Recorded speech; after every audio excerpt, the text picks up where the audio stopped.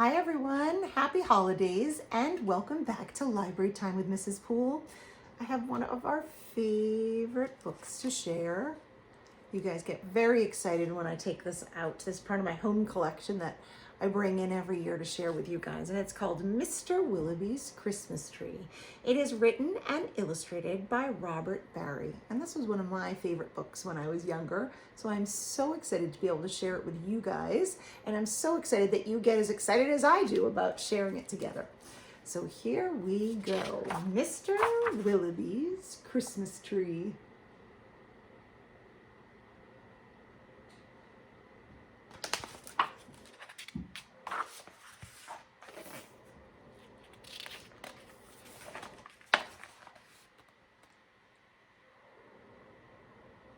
I think he's saying timber.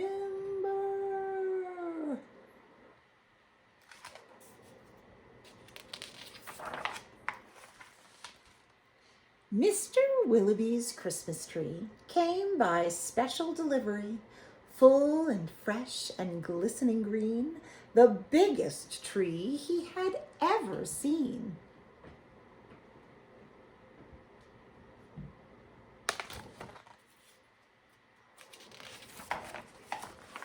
He dashed downstairs to open the door. This was the moment he'd waited for. "A magnificent tree, splendid," he cried. "Please, sir, won't you carry it right inside?" "I think it might look best this year right in the parlor corner here."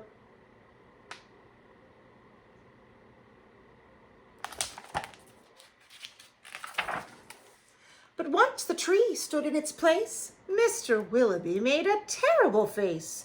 The tree touched the ceiling, then bent like a bow. "Oh, good heavens," he gasped. "Something must go."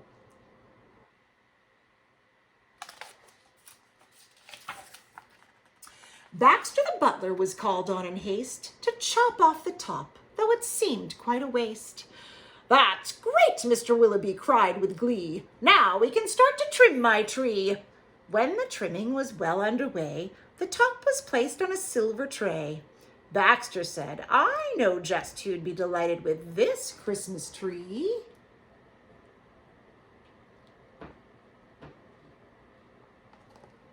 So it was presented to Miss Adelaide, Mr. Willowby's upstairs maid.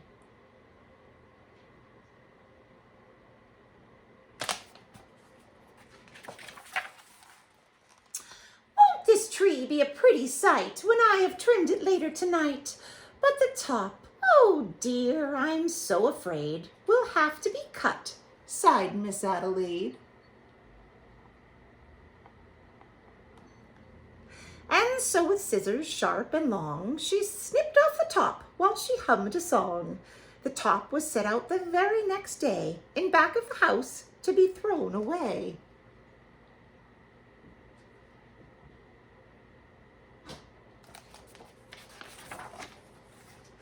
That little treetop caught the eye of Tim, the gardener, passing by.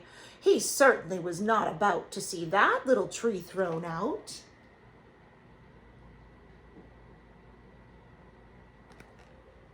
He hurried home straight away to see what Mrs. Tim would say. "Fa la la la la, surprise, surprise!" His wife could not believe her eyes. "But our house," she said, "is so snug and small, I do not believe we need it at all." And before Tim had a chance to shout, she cut off the top and threw it out.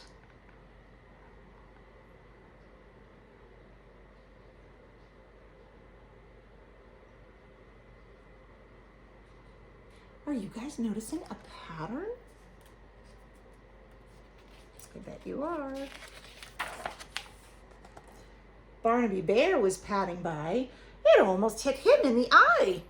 "Now, who would throw a tree away so very close to Christmas Day?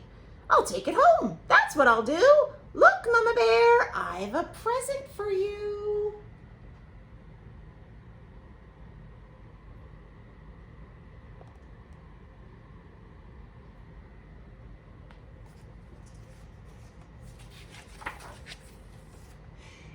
"Isn't it a pretty tree?" yawned Barnaby quite drowsily. But Little Bear, standing off far, cried out, "That tree won't hold a star." Barnaby said, "Let's cut a hunk off at the bottom here at the trunk." But Mother Bear just shook her head and sliced the treetop off instead.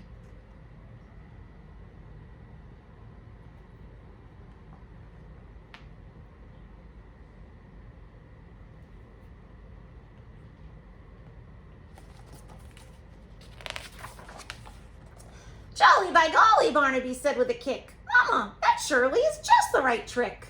Let's trim it with bells and honey rings, some berries and tinsel and popcorn on strings." Mama said, "Trim it just as you like. I've got to tidy up for the night. This top we won't need anymore. I'll put it just outside the door."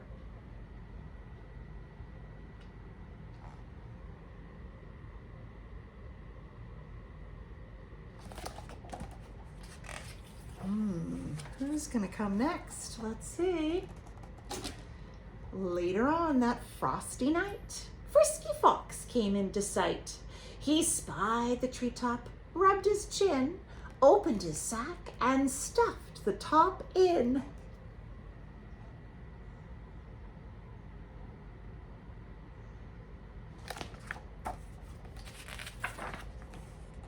He scampered home and jumped his gate. This Christmas present couldn't wait.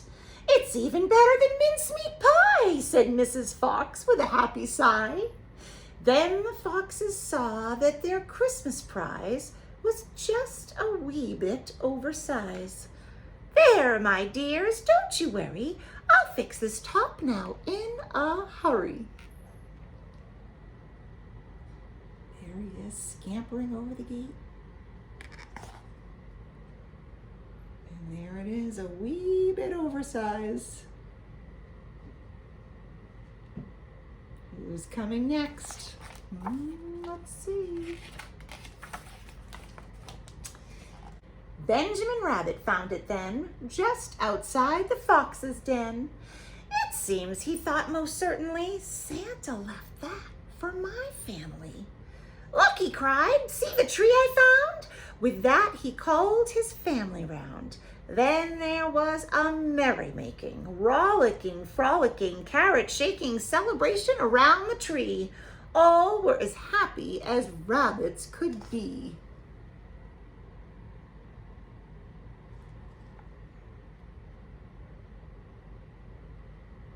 Here's the rollicking, frolicking celebration.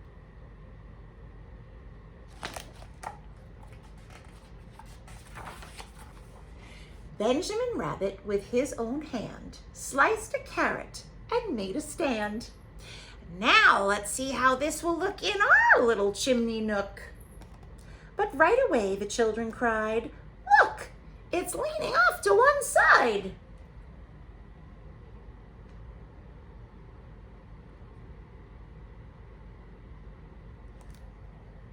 "It's too tall, that's all," said Mrs. Rabbit, and as though it were a summer carrot, she gave it a chop and threw away the top.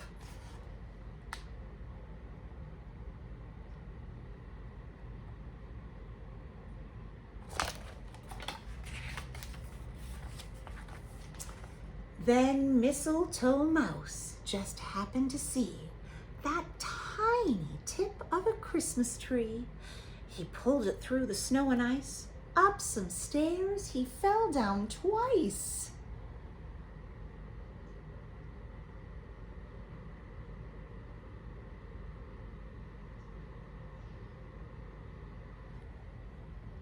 At last he reached his cozy house. "It's just the right size," said Mrs. Mouse. Then at the top, if you please, they put a star made out of cheese.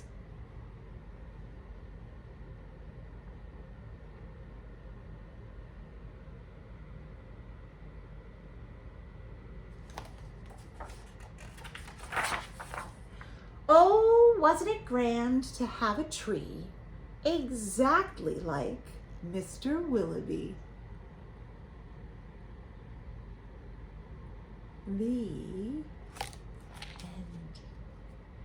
Mr. Willowby's Christmas Tree. Isn't that a great story? I just love how it goes all around in a circle until the tiniest tip comes all the way back into the house again. In the little mouse hole. Did you guys see that it was in the little mouse hole right next to where Mr. Willowby's tree is? It's a fun pattern story. I hope you guys all enjoyed this story as much as I enjoyed reading it to you. Happy holidays, and until we share another story together, happy reading.